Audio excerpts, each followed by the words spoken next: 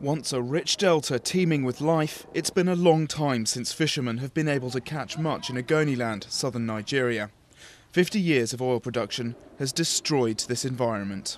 The people are mainly fishers and farmers, so they depend directly on the sea and the resources to train children and feed their families. But when we had this spill, there was nothing we can do. This is the heart of the Niger Delta region in Africa's largest oil producer and where the industry dominates the landscape. A recent and damning United Nations report estimates that reversing the damage done to Ogoniland would take at least 3 decades and require the largest cleanup ever undertaken in the world. In this village, crossed by a leaking pipeline, UN experts found the water contained 900 times the recommended limit of benzene, a carcinogenic hydrocarbon.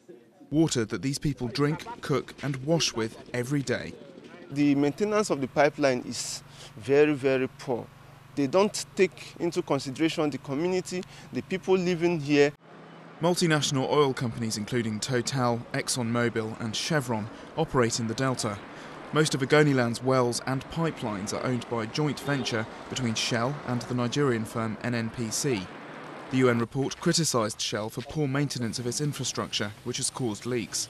This simply confirms what people here have believed for decades.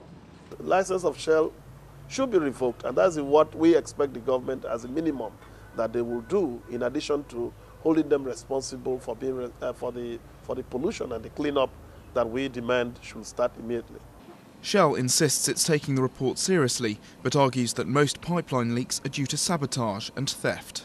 Because we still have 2 pipelines passing through Ogoni, which were always continuously being attacked by crude oil thieves and saboteurs. There were quite some number of third-party spills. The report, though, claims theft and illegal refining are a recent development. It also demands that the Nigerian government does more to regulate the oil industry, but that the priority now should be to clean up the mess. It's very urgent because people have been living now in contaminated environment for 50 years. If the political will is there, once the funds are identified, the process can start, and the cleanup should start in earnest already in 2012. Decontamination that the Ogoni people cannot wait another day for. And with this being only one part of the Niger Delta, the full extent of the devastation is yet to be uncovered.